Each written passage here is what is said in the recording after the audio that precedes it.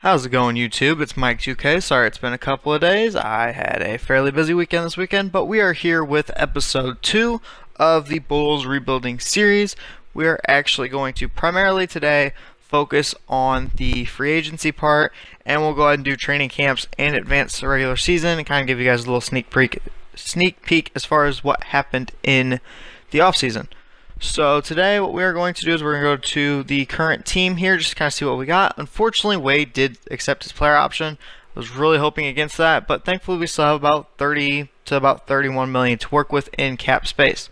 And so as far as what team needs are, I feel like we essentially just need bench depth. I'm not really looking to try and make the playoffs this year. This is more of a build, and this is very much a rebuilding year, but especially more of a kind of figure out what pieces we need and what pieces are valuable going forward.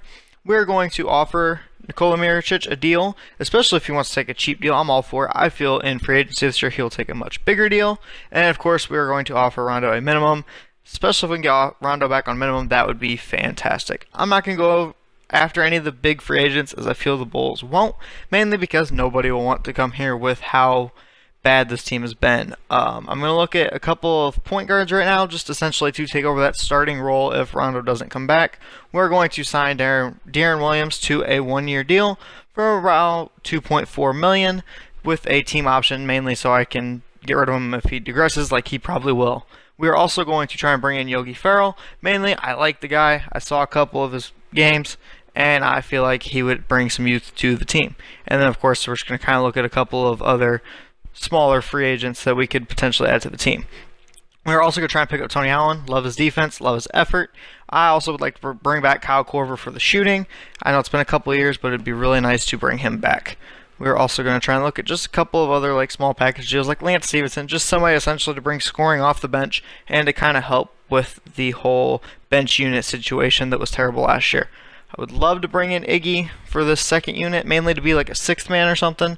Bring that veteran leadership and kind of teach Zipser and Valentine the ropes. Hopefully he'll take a deal. And we're also going to offer Cephalosha one kind of as the last resort type of situation.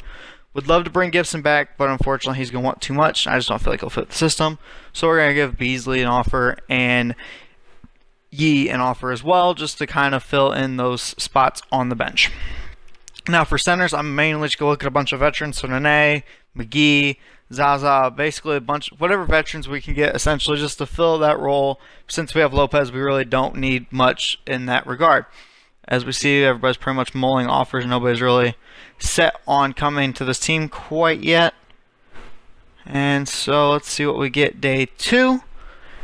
And if 2K ever wants to load. Love how long this game takes to load sometimes. So we get Tony Allen and JaVale McGee on day 2. That's some great bench depth at this point. And potentially McGee could start depending on how the progression goes. And we are still thankfully the only offer on Iggy. Was a little nervous. Hopefully we can still get him to sign. He is taking a while, as is the 2K game, because for some reason this game just loves to take forever. We do end up getting Iggy, and I'm going to I'm not quite sure exactly who I'm going to bring in. I think we'll go ahead and bring in Beasley, Nene, Yogi. I'm not going to bring in Lance just because we already have a couple of players at that position. And I'm going to go and bring in Zaza mainly for that depth at that center position. So we truly have enough people to fill in the team. I'm going to go ahead and decline everybody else because then we don't have to do sign and trades in the offseason. Because I really don't want to do that, as I feel the Bulls wouldn't end up doing that.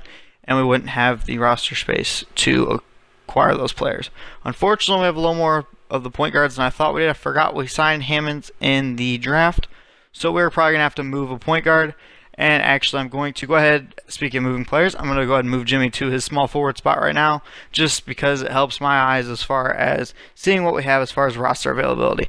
So we still do need potentially a third power forward, just in case. We do have way too many centers, though, so I'm going to actually see what we can get for Zaza Pachulia at the moment, mainly just to clear up his roster spot is pretty much the only reason I'm doing that. We're actually going to go ahead and take this offer right here we give up a second, but we also grab a pair of seconds. So essentially you're just switching Zaza out for a second, which is fine with me. And then we're going to go ahead and I decided we're actually going to go ahead and get rid of Yogi. His perimeter defense is fairly subpar, and I would really like somebody to at least have somewhat decent defense in this rotation. mainly just so then Tony Allen doesn't have to make up for all the defense.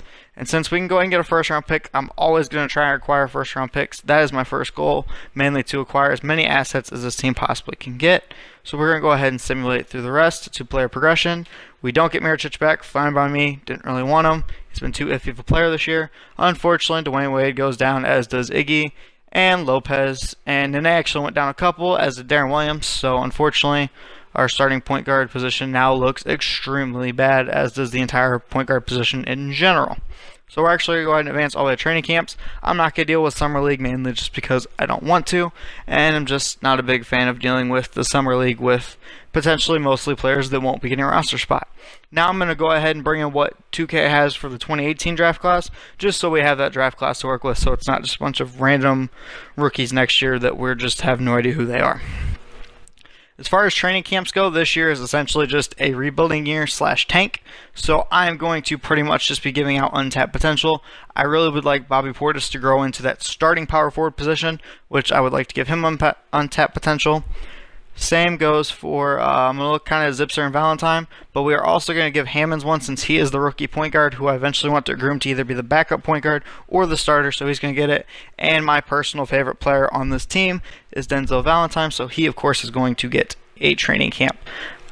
Now we're going to kind of just look around the league to see. Somehow we are 4th place in the power rankings. Not quite sure, considering we don't really have a point guard. I mean, we have decent depth, but the point guard position is pretty bad. I might have to move Dwayne Wade to point guard maybe on the rotation just to kind of get it set up. The Spurs somehow are 1st, I'm not quite sure, and Golden State drops to 4th without having Kevin Durant. I'm not quite sure exactly where he went. I didn't look at the free agency, but I'll look at that later. And the Boston Celtics acquired Rudy Gay, so they made some pretty decent upgrades, and the Cavs seem to be the same old Cavs. Not really anything different with the Rockets. They seem to stay pretty much the same. OKC added Cephalosha, but pretty much kept the same unit. And Lonzo Ball ends up going to the 76ers in this one. Now we are going to go ahead and see if I can find Kevin Durant. And oh my god, okay, so the Clippers are actually going to be really good. They're actually going to, it seems like it's just a year late as far as their acquisition of Kevin Durant, as they were rumored to get him this past year, but they ended up getting him in 2K this year. So thankfully they still don't have a starting 2, so hopefully maybe they won't be as good as I'm fearing. Now we're going to go ahead and go into the rotations though. I am actually going to see if I can move a couple of people, mainly because again this is a year of development, not really a year I'm looking to make the playoffs. So we're actually going to go ahead and move Dwayne Wade to point guard, get rid of Darren Williams out of the lineup completely, and add Tony Allen in there to really help Dwayne Wade as far as the defense goes. And then just basically, I want to move Portis to the starter again, mainly to hopefully get him the true development that he needs and give him about 30 minutes a game just so he can truly develop. Maybe move Jimmy back a couple minutes. I don't want him getting too fatigued in case I do end up trading him at the trade deadline, like I am highly considering for mainly that Brooklyn Nets pick from Boston is my main thought. And then we are obviously going to move Denzel Valentine, mainly because I like him, and I feel he's a good backup small forward for us to have besides Iggy, as Iggy can essentially play the point forward, or Valentine can play the point forward.